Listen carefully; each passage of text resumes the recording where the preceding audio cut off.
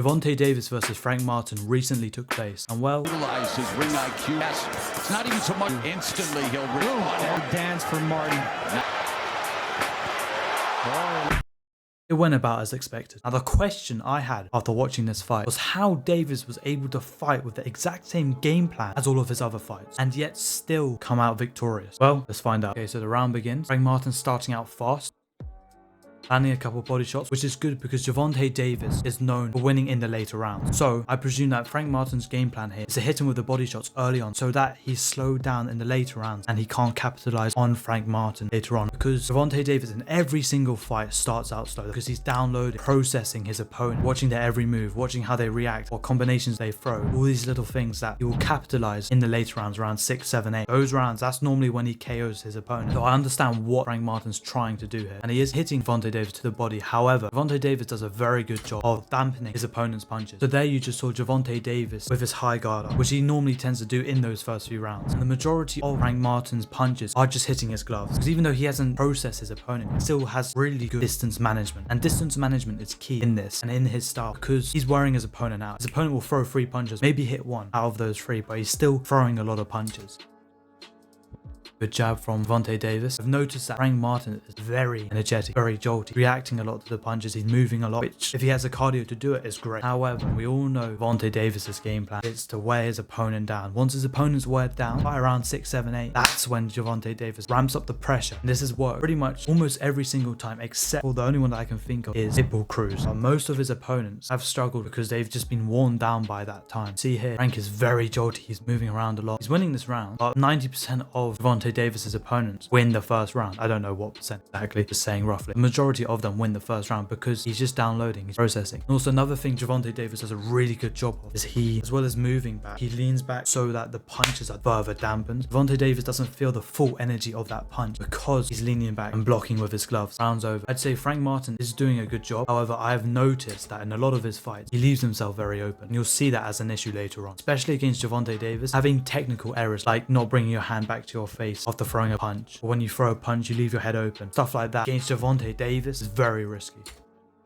Davis is just taking these punches, he's walking forward, he's still pressuring his opponent. It's not as if he's just running back, evading all shots. No, he's still coming forward and putting that defensive pressure on it, which can also be draining.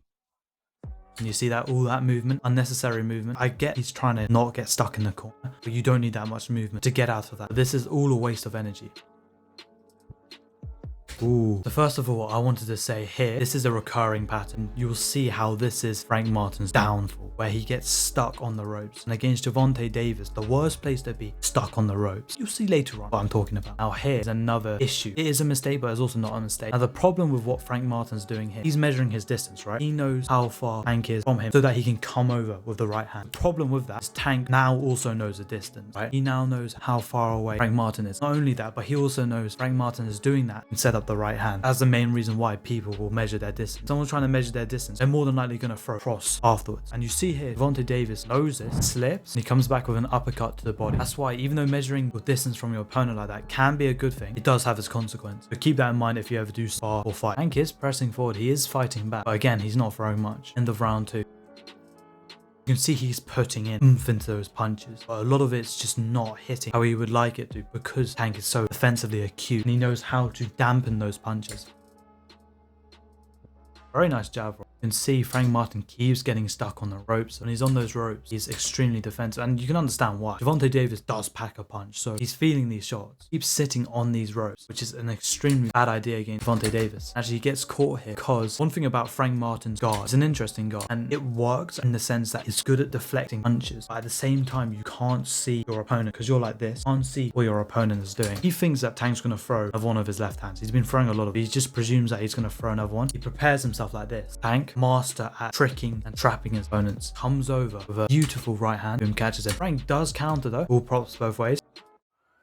Nice body jab. Our body jab's really good. Most body jabs can be risky when you throw because obviously your head's open to a counter. Tank kind of throws like Tyson did this. He throws like that, where he rotates all the way, brings his head all the way down so he can't be hit.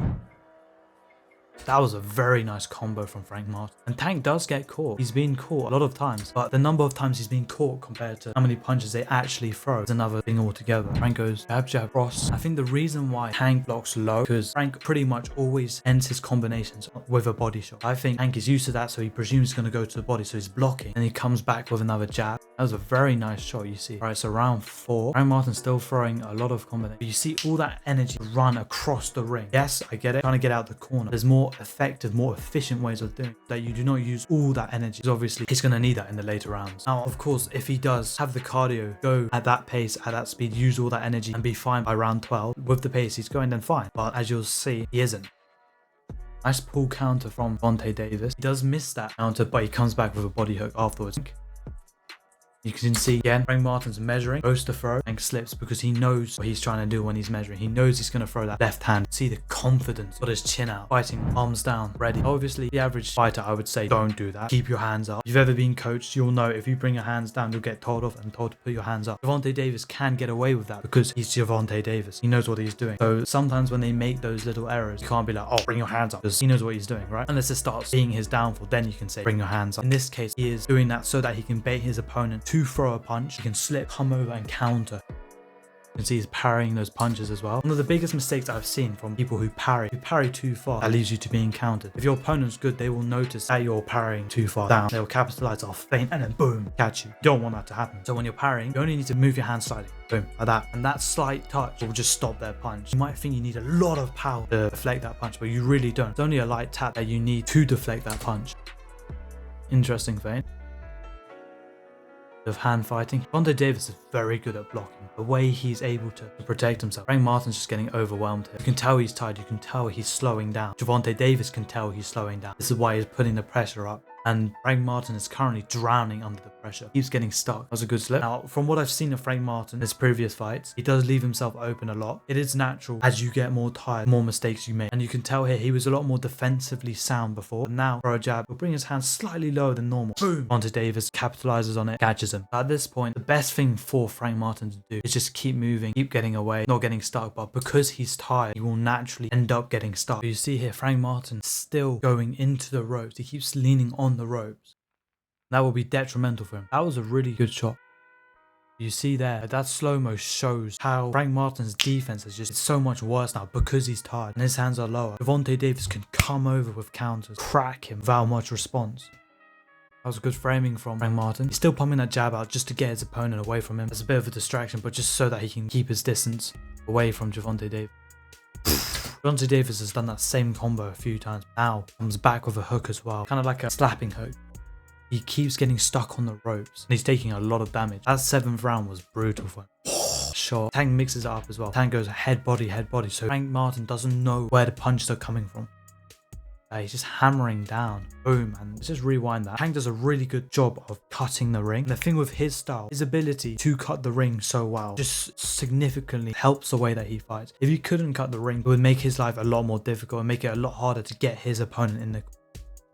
You see that Frank Martin's prodding. Tank uses that arm as a way to slip under. Look at how open Frank is. Luckily, Gervonta Davis doesn't come over, but now he does. And Frank Martin's just stuck in the corner. He's just taking bombs. And now in this scenario, Gervonta Davis framing doesn't really have much negatives because Frank is in such an awkward position where he can't come back and counter Gervonta Davis from where he is. And if he does try to, it will be really obvious. And so if anything, Gervonta Davis can just step back, reset. So here, framing is a really good idea. And that way he can really just dig in Frank Martin. But as Frank Martin tries to escape, catches him with a nasty hook. Nasty. If you see that in the slow-mo as well, brutal. Boom. Rocks him with the uppercut and boom. Don't mess with Gervonta Davis. That was a crazy KO. And I hope you learned the lesson here that even though Gervonta Davis only uses one game plan pretty much, but still wins, I hope you guys realize how he does it. And really it depends on the opponent. But for most of the opponents, the main way he does it is just by letting them throw all their punches, letting them waste their energy and tire themselves out so that later on he can come over and absolutely batter them. I hope you guys did enjoy this. Don't forget to like and subscribe if you did. I'll see you in the next one. Cheers.